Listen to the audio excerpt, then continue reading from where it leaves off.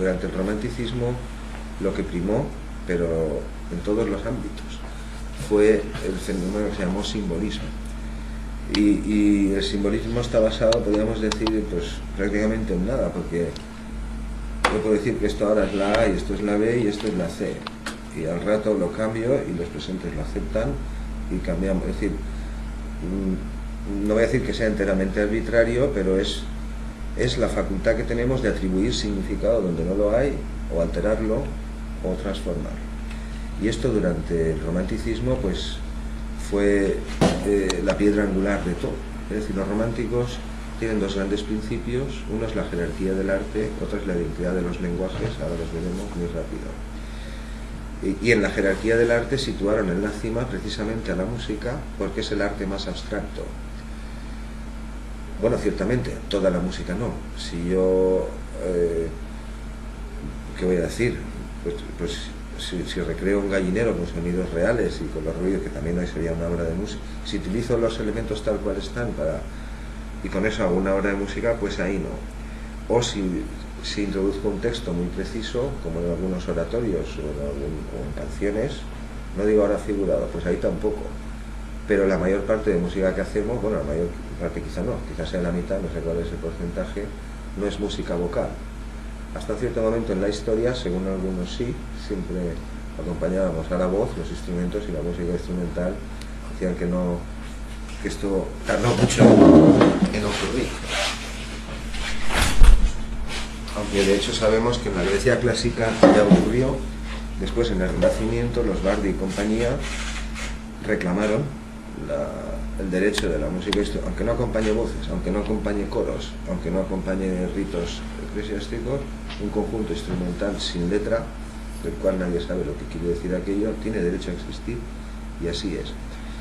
Pero los románticos ya llevaron el asunto al extremo, claro. Es decir, no había modo práctico, objetivo, de entrar al interior de la cabeza, el psicoanálisis, era lo único. Pero había un modo indirecto de entrar, que era a través del símbolo. Es decir, no podían, igual, hoy nos sigue pasando en parte igual, no se podía hablar literalmente, como yo intento hacerlo a veces aquí, de las cosas que pueden ocurrir dentro de la cabeza. Pero puedo presentar obras de arte, o sinfonías, cuadros, o shock, es algo así como entrar por shock, de modo que el oyente o el vidente, claro que capta cosas de ahí, un montón. No se dice que todos entendamos lo mismo del mismo cuadro, de la misma obra, pero que ahí se está transmitiendo información muchísima. Sin embargo, no hay 100.000 palabras que describan eso.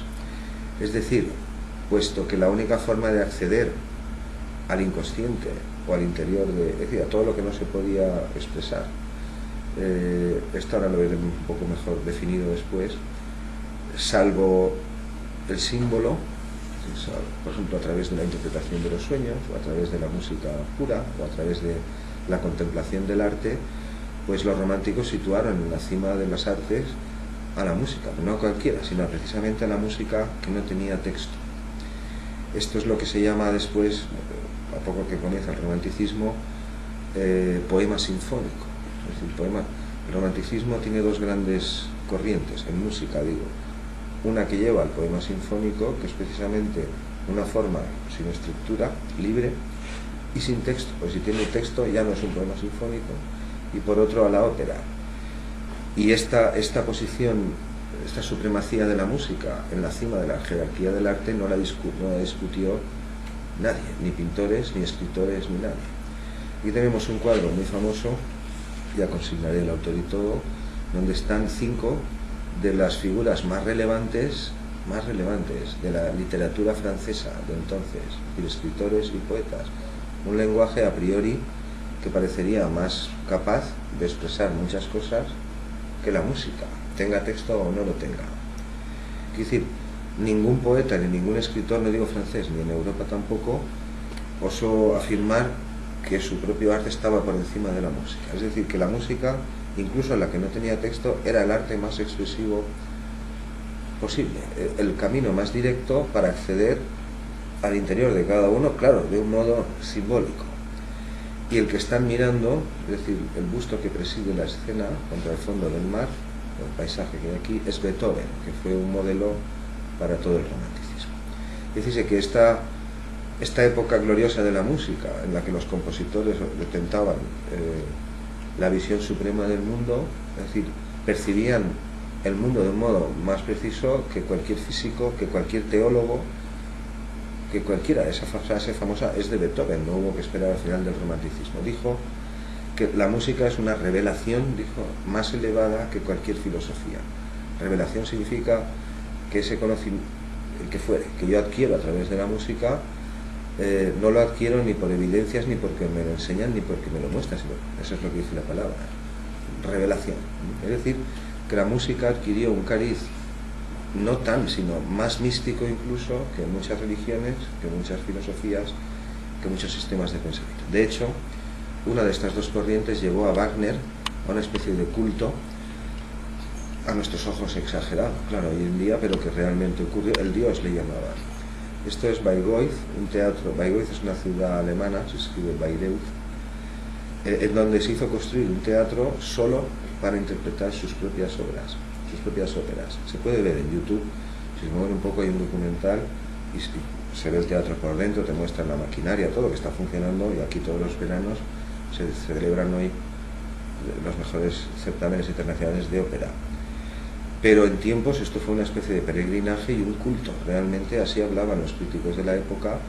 Si tú querías ser considerado un romántico y estabas en Valencia o en París o en Madrid, en los círculos, tenías que dominar al menos dos lenguajes, de los que veremos en un momento, artísticos o científicos, al menos dos, y dejarte ver por aquí, porque si no te dejabas ver por aquí, pues como que no ibas a la procesión. Algunos que no fueron los llamaron malditos, pero toda la intelectualidad europea prácticamente durante más de medio siglo peregrinó. Estoy utilizando las palabras en sentidos religiosos, y hablaban los críticos. Los intérpretes eran los músicos y los de la escena eran los oficiantes. El público, así hablan las críticas de la época, el público son los iniciados, el teatro es el templo, y lo que ocurre allí cuando confluyen en la escena música, historia, poesía, ballet, pintura, en los decorados. Ellos hablaron de la obra de arte total, los wagnerianos y todos estos. Lo que ocurre allí es un espectáculo más allá de los sentidos. Es decir, se le confirió a la música un poder, se le concedió un poder descriptivo por evocación, por simbolismo, no literal, superior al de cualquier lenguaje conocido. Hablaron de la obra de arte total porque en ese momento la ópera era el género artístico, considerando todas las artes, que más lenguajes diferentes hacía confluir, y he citado algunos, y podría encontrar alguno más en ese momento. Hoy podríamos decir, hombre, pues el cine, un cine sobre una ópera, por ejemplo, pues podría incluir más. O si la temática de la obra es la vida de un matemático, y encima hoy se podría complicar bastante más. Pero en estos momentos, pues el género que más disciplinas diferentes, en este caso artísticas, hacía confluir sobre sí, incluso el mito, porque algunas óperas son de tema histórico, otras son de tema cotidiano y otras son del tema que quiera el compositor. Es decir, la voluntad del compositor fue sagrada, y esto es una herencia que le damos del romanticismo hasta hoy, y nadie discutió estas voces, entre ellas la más... el Dios le llamaba. Bueno, por un lado la ópera, este fue el centro para toda la intelectualidad europea. Otra parte de la ópera fue Viena, hubo dos centros, uno era el teatro de Wagner, el otro fue la ópera de Viena cuando la dirigió Mahler, pero esta es otra historia, no nos vamos a detener. Aquí en el canal hay una clase que grabamos aquí en el centro sobre Mahler, su vida, etc., y ahí pueden ampliar estas cosas. Este es el estreno de la famosa Salomé de Strauss, este es Strauss, este es Mahler. Se estrenó en Graz porque el emperador la había prohibido en Viena, es decir, fue una pieza escandalosa en su momento. Richard Strauss es este. Mahler muere en el 11, pero este vive hasta casi la Segunda Guerra Mundial. Fue una piedra de escándalo porque musicó, es decir, orquestó el libreto de Oscar Wilde, la versión de Salomé de Oscar Wilde, y allí en un determinado momento, cuando le entregan la cabeza de Juan el Bautista a Salomé, ella la toma, es de plástico, claro, y le da un beso en los labios. Bueno, esto fue motivo de escándalo. En ese momento la voz del coro, no sé, uno por el fondo grita: que el poder del amor es superior al poder de la muerte, eso ya es la temática del arte. Bueno, que estuvo prohibida, que en Viena no se representa, pero se representó en Graz, el estreno fue un éxito, y por toda Europa, vamos, Strauss se forró. El emperador decía que era el que lo prohibió, que Richard se iba a causar un gran perjuicio con esta obra, y él se pasó la vida hasta que se murió diciendo, con aquel gran perjuicio me construí una casa, tenía un caserón en el campo impresionante, con columnas de esas neoclásicas y todo. Pues aquí está, en el estreno dirigía el propio Strauss, aquí están por la mañana después del ensayo, y aquí hay otros dos personajes que enfocaron también el problema del arte. Él es Schopenhauer, él es Nietzsche. Es decir, todavía hoy seguimos sin entender ya no el lenguaje, otras cosas, sistemas simbólicos, como he dicho aquí, sino lo que llamamos arte, que incluye varios de estos. ¿Por qué lo hacemos?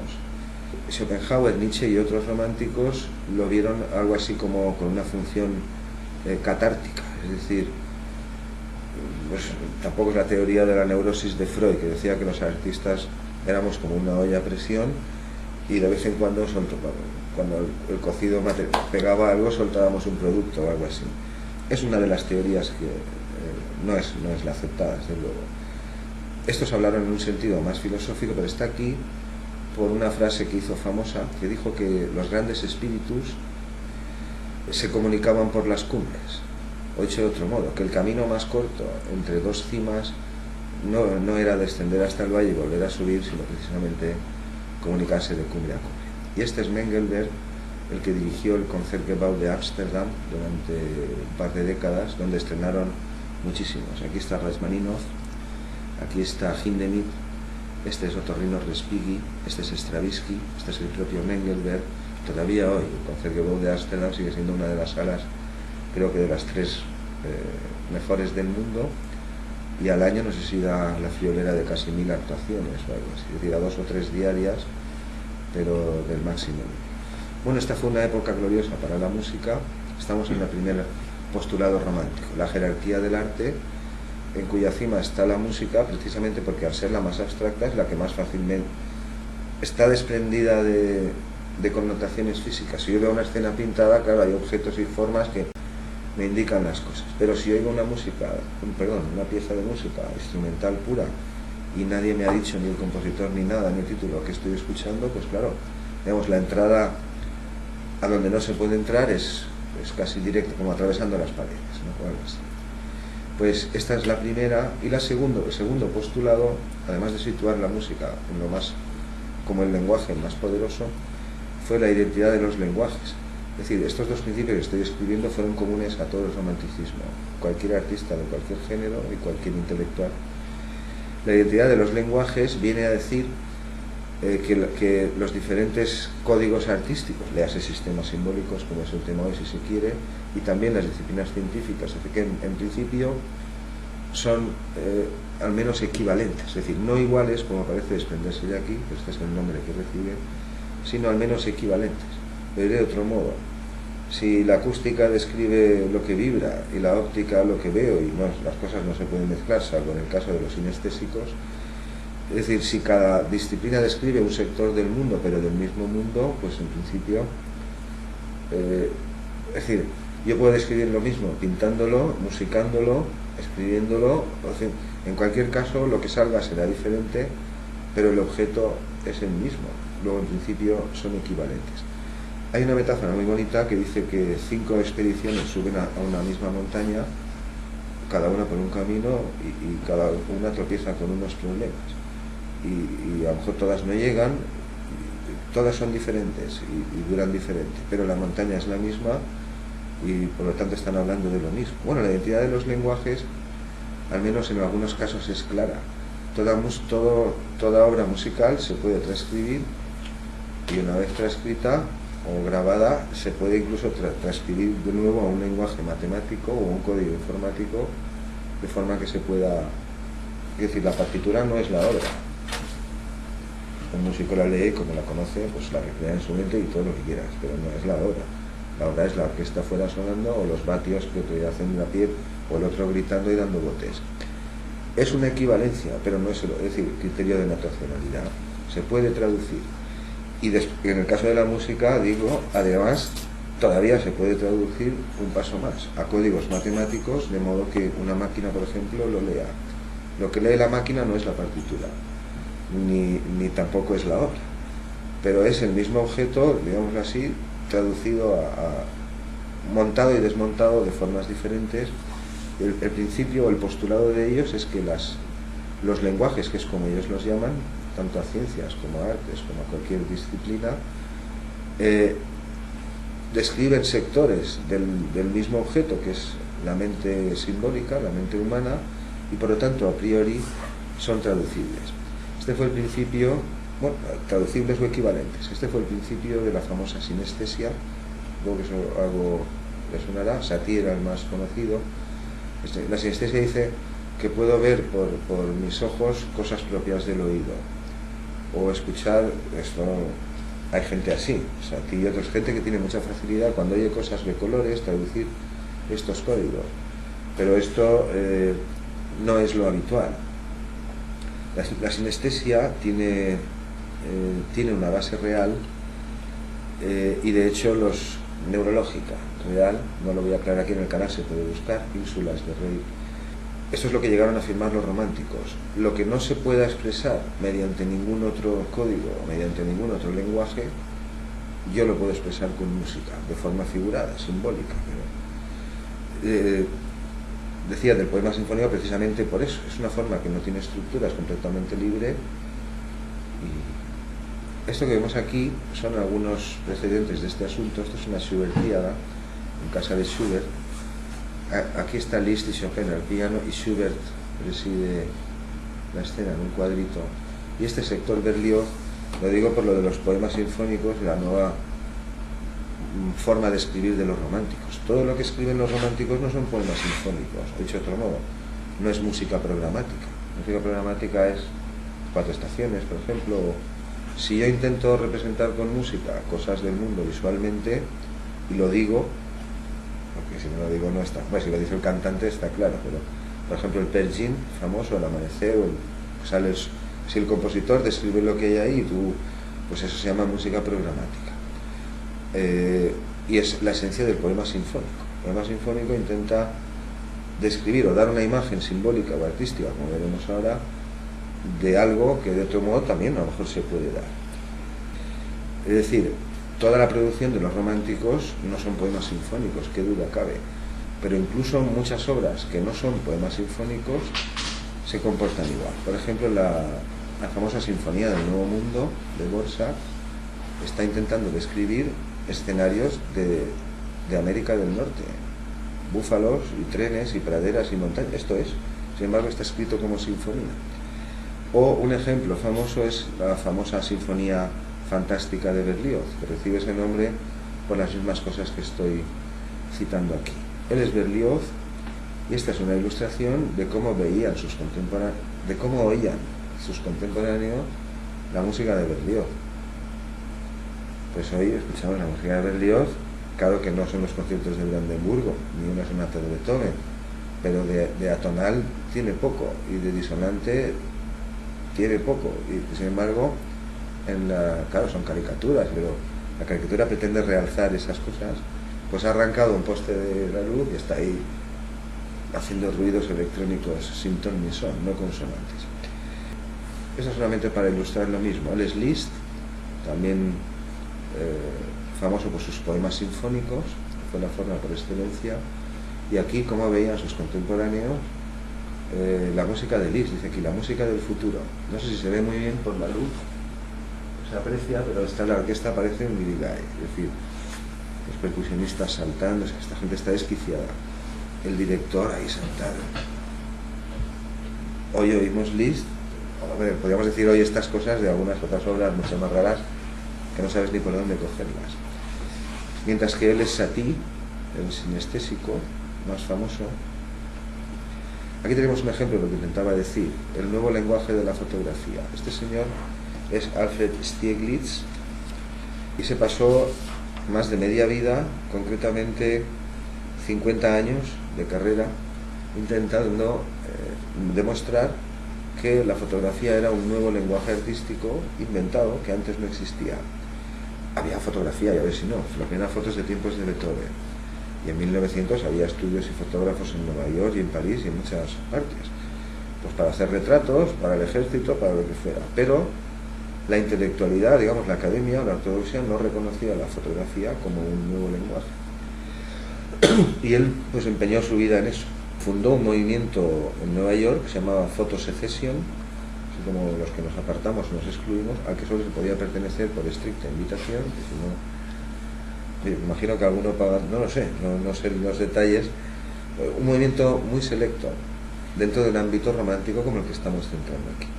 Concretamente se ubicaron en una galería en Nueva York, en el número 291 de una cierta avenida, la quinta, perdón,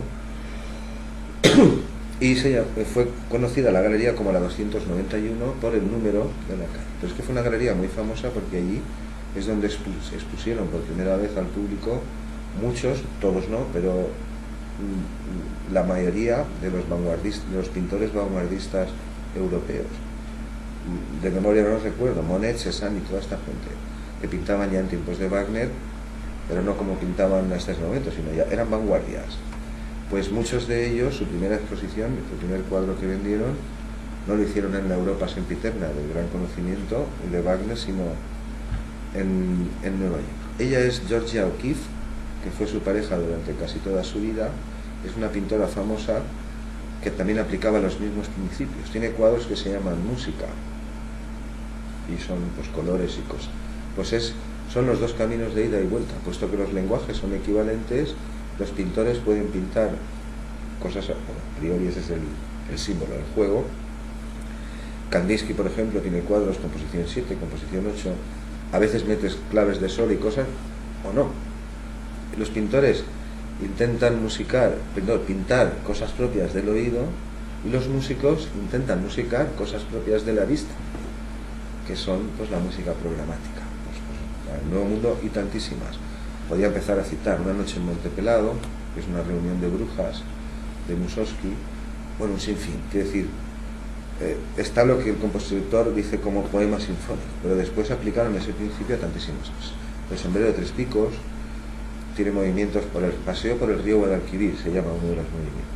Está intentando describir con impresiones auditivas pues un escenario en el que supuestamente uno evoca, ella a lo mejor ve unos colores en su mente mientras va por el río Guadalquivir y a lo mejor decide irme por otro río, ahí no se entra, pero que el poder de evocación y el grado de abstracción indudablemente no, la música es la que más lo contiene. Bueno, al final consiguió su empeño. Esta es alguna de las fotos que hacía en aquel momento. Claro, la crítica era, claro, es que el fotógrafo ¿qué hace? Pones la cámara y disparas, o sea, no operas sobre el material. Tú no haces como el pintor o el músico que manipula aquello y lo amasa. ¿Tú qué haces? Pero al final consiguió demostrarlo y hoy en día hacía que sí, que es un lenguaje nuevo, que decir, y el cine también. Pues aquí están, un ejemplo más. Este representa la muerte de Mahler porque precisamente Mahler fue el último megatonal, lo llamaban, decían que hiperorquestaba, que son unas obras larguísimas, con grandes coros.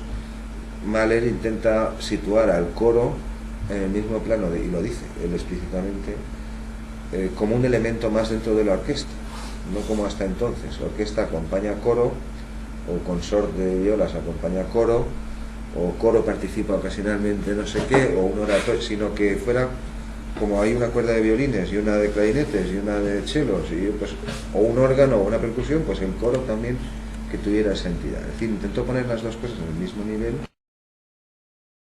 Esta cómica ilustra la famosa Sinfonía de los 1000. Esto que hay aquí no es el público, esto es el escenario.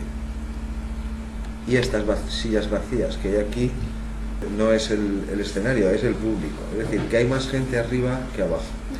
En realidad, el nombre de los 1000 no se lo puso Mahler, lo puso el empresario de Berlín que le contrató. Ya se había estrenado en otras partes, pero decimos, estreno en Valencia, estreno en Madrid, estreno en... Pues el de Berlín, para atraer más gente en los carteles que hizo, porque es verdad, hay en escena más de 1000 personas. Hay un coro hay 3 coros, en total solo cantantes suman 600 y pico, 700 personas, después la orquesta, hay más de 1000 personas en la escena. De modo que el empresario para hacer caja puso Sinfonía número 8 de Mahler, Sinfonía de los Mil, y desde entonces se le quedó el nombre.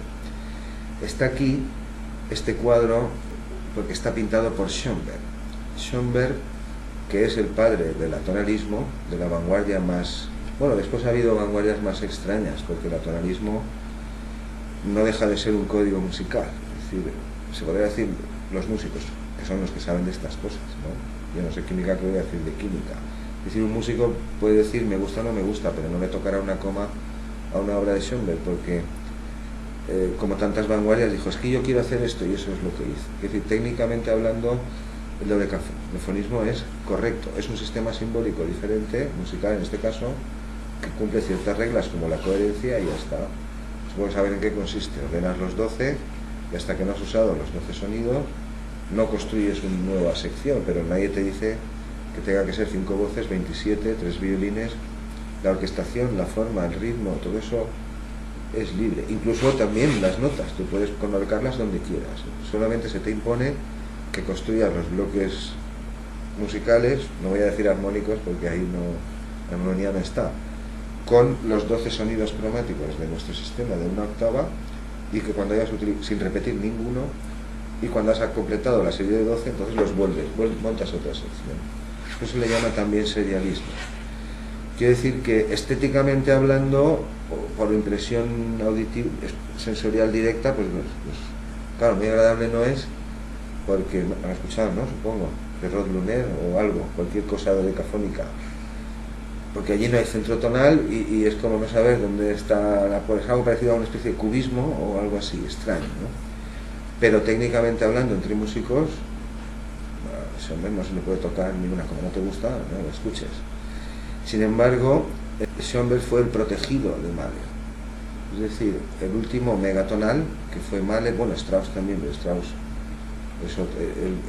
la música de Mahler es decir, el romanticismo lo que ha hecho es extender la exploración armónica del barroco ya hasta el semitono, que es el límite de la tonalidad.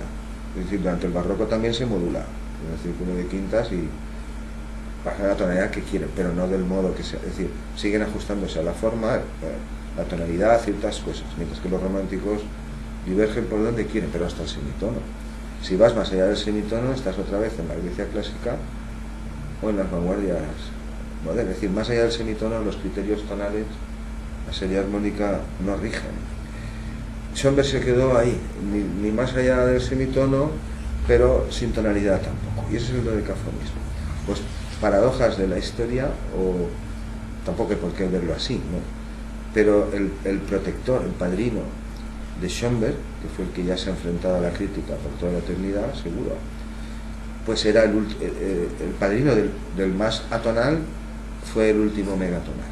De hecho, antes de morir, sus últimas palabras fueron esas, fueron a Alma Mahler y a suegro, al padrastro de Alma Mahler: ocupaos de que a Arnold no le falte nada. Y después expiró. Y este cuadro está pintado por Arnold Schoenberg porque, como buen romántico, ya sé que es dodecafonista, pero iba a escuchar a Wagner, tenía 17 años, como buen romántico practicaba más de un arte. De hecho, tiene una obra pictórica de 430 y tantos, creo, pero cotizados, es decir, son cuadros... era hijo del romántico, había vivido en un mundo romántico, pintaba, musicaba y hacía otras cosas también. También escribía muy bien, enseñaba clases de armonía y sabía componer perfectamente según la academia. Es decir, no es que estos pintan así porque no saben pintar, como Picasso, no. Picasso sabe pintar, o sea que después hace garabatos. Pues este le pasó igual. Y aquí esta escena está aquí por un famoso concierto que se llamó el Concierto del Escándalo o de la Bofetada. Esto creo que fue en 1906 o 7, por ahí. Dirigía a Schoenberg, pero las obras no eran suyas, eran de sus dos alumnos, Berg y Weber. Alban Berg es ese grande alto, y Anton Weber es uno más chiquitín, y que ya era música de corte serialista o sin tonalidad. Él no publica sus libros hasta la década de los 20. Pero claro, da clases, sus alumnos ven lo que hacen y hacen cosas parecidas. Y este concierto es anterior, casi 15 años, no llega a la publicación de su método de dodecafonismo, etc. Pero eso fue lo que ocurrió, y por eso se le llama el concierto del escándalo de la bofetada. El público acabó a bofetadas. entre ellos pegándose, los partidarios, los que aceptaban la nueva música que estaban escuchando sin tonalidad, y los que decían que aquello era una tomadura de pelo y un insulto. Bueno, a galta limpia, como dicen aquí. Incluso había un comisario, bueno, aquí lo ven, es una ilustración, creo que es de la época, aquí uno con el violín pegando, había incluso un comisario de policía en el concierto, tanta gente, con el pito, la porra, intentando poner orden, Alban Berg separando a la gente, Schoenberg vuelto hacia el público, pero en fin, intentando aplacar aquello. El más bajito, Weber, tengo entendido por el biógrafo de Mahler, que estaba en un rincón, no digo asustado, sino a lo mejor estupefacto de lo que veía, no daba crédito. Y al día siguiente, en la crítica que se hizo en la prensa, dijo una de las críticas, uno de los más famosos, dijo lo siguiente: dijo, en el concierto de ayer de Arnold y sus chicos, lo más consonante que se escuchó fue una sonora bofetada. Eso dijo. Desde luego alguien se la llevó, es decir, hubo muchas, pero puede ser que dé una con la galta huerta y que se quede. Desde entonces así se conoce el famoso concierto del escándalo de la bofetada. Aquí está dando clase en Estados Unidos, ya cuando emigró. Y este es Stravinsky, con este cerramos el bloque romántico y ya vemos a estos personajes muy rápido y ya está. Bueno, aquí lo tenemos, este es Jean Cocteau, que era otro personaje, esto es un poco posterior, más joven en estos tiempos, pero también muy famoso. Jean Cocteau, igual lo conocen más por la famosa película La Bella y la Bestia. Bueno, fue un director de cine, pero él, por ejemplo, es el autor de estos dibujos. Este es Picasso, este es Stravinsky. Jean Cocteau, pues un gran escritor, también director de cine, pintor, bueno, multifacético en el arte. Su famosa frase decía: con sumo cuidado cerramos los ojos de los muertos, con cuánto no más cuidado habría que abrir los ojos de los vivos, decía. También exopiómano, pero en fin, una especie de catalizador de todos estos personajes. Hay estrenos en los que participan juntos Satie, estrenos de óperas, digo, Satie, Cocteau, Stravinsky y otros compositores de la época. Aquí tenemos a Stravinsky dibujado por Cocteau con una especie de regularidad geométrica siempre. Habrán escuchado la música de Stravinsky, no solo la consagración, sino otras. Intenta representar con imágenes visuales y con formas ciertas propiedades que no son propias de la vista, sino que son propias del oído. Es un cuadro famoso, se llama Ritmos Plásticos. Y aquí tenemos una foto de Igor dedicada a Falla, a Manuel de Falla, en 1930, parece que dice aquí, Igor Stravinsky. Y todos ellos se buscaban, quedaban, se reunían para hacer este tipo de montajes. Las artes o las disciplinas son equivalentes, eso se llama identidad de los lenguajes. Lo que tú pintas yo no lo puedo musicar y viceversa, pero si juntamos todos los trozos diferentes de la tela podremos reconstruir todo el tejido. Y esto es una cosa que persiguieron todas las vanguardias.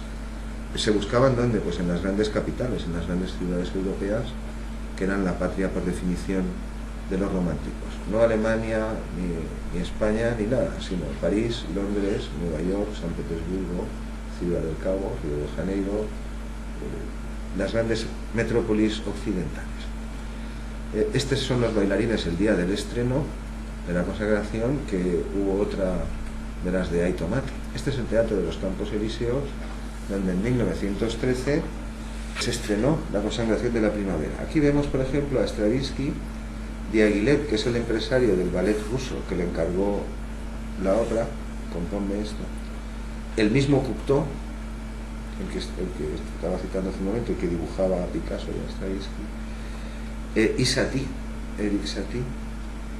Aquí tenemos a Stravinsky con el bailarín, con el empresario, el bailarín es este, Nijinsky, con el empresario ruso que llevaba el ballet para el que fue encargado, y con Prokofiev y Stravinsky al piano. Y en este caso el dibujo es de Larino, este también no es de Cocteau, pero Cocteau está aquí. Es decir, Cocteau muere después como Strauss. Sobreviven muchos de estos, pero todos están, digamos así, enredando con buen fin en las grandes metrópolis europeas, especialmente Londres, Berlín, París, las más afamadas. Él es Nijinsky, el bailarín de esta compañía rusa que estrenó La Consagración de la Primavera. Y esta es una escena que ahora no recuerdo quién la pintó, si Satie o cuál, ya lo consignaré correctamente para el estreno. Pero aquí pasó más de lo mismo. El día del estreno, la mitad del público, hay un antes y un después del estreno de esa obra, porque la obra es un compendio rítmico impresionante y tímbrico. Quizá tonal no, pero que es lo que andaban buscando todos, que queremos mostrar que se puede componer buena música fuera de la tonalidad. Y los pintores decían, queremos mostrar que se pueden pintar buenas cosas fuera de la forma convencional fotográfica, dicho así con muchas habilidades. ¿Qué pasó? Pues la mitad del público aplaudió a rabiar, eso que dices que te dejas la piel, y la otra mitad, literalmente, inundó el escenario con fruta y verdura muy madura, que además muchos le habían encargado adrede el día anterior. Es decir, no es que vas a, dame 4 tomates, no, tienes los que guardan los verduleros, te ponen delante los más bonitos, y cuando esto es práctica del oficio, cuando te van a servir te van metiendo los más maduros, los que tienen esos. Oye, guárdame lo más maduro que tenga, que mañana voy al estreno. Y esto es lo que ocurrió. La mitad de los humanos presuntamente simbólicos allí presentes aceptaron el nuevo envite, el nuevo código, y la otra mitad no. Sin embargo, este envite, es decir, la obra de Stravinsky, estaba hablando precisamente de esto, de escenarios ancestrales, un tiempo, no voy a decir mítico, porque eso existió en la historia, donde quizá no hablábamos tal cual, probablemente no cantáramos tampoco tal cual, ni muchísimo menos, pero donde ya hacíamos algunas de estas cosas. Quiero decir, no se puede cantar sin bailar, o en el caso de Neandertal, si tocaba flautas no va a cantar, y si tocaba flautas y cantaba no va a bailar, o al revés. Un pueblo humano, esto es desconocido hasta hoy. Es decir, que las cosas no siempre se pueden separar, como ya presentamos en la última clase, y algunos románticos también dijeron esto, que estos códigos más arcaicos, pues el componente vocal y el componente articulatorio, incluso la danza o los movimientos que también son señales. Bueno, no quiero hacer señales gráficas aquí porque me están filmando, pero cualquiera, pues el martillo, por ejemplo, es de los más simples. Es decir, hay muchos, porque la Consagración de la Primavera es un ballet, es decir, no es un poema sinfónico, pero tampoco tiene texto, es como un poema sinfónico donde Stravinsky ha metido un nuevo sistema simbólico, que es la danza. Lo diré de otro modo, un señor solo bailando o un señor solo tocando la percusión, pues es música, es ballet. Es decir, aunque no se oiga nada de música, si hay un bailarín que está bailando, el ritmo que establece con sus gestos, pues eso es música, si hablamos hoy, y así debe ser. Pues de esto iba el tema de nuestro amigo Stravinsky,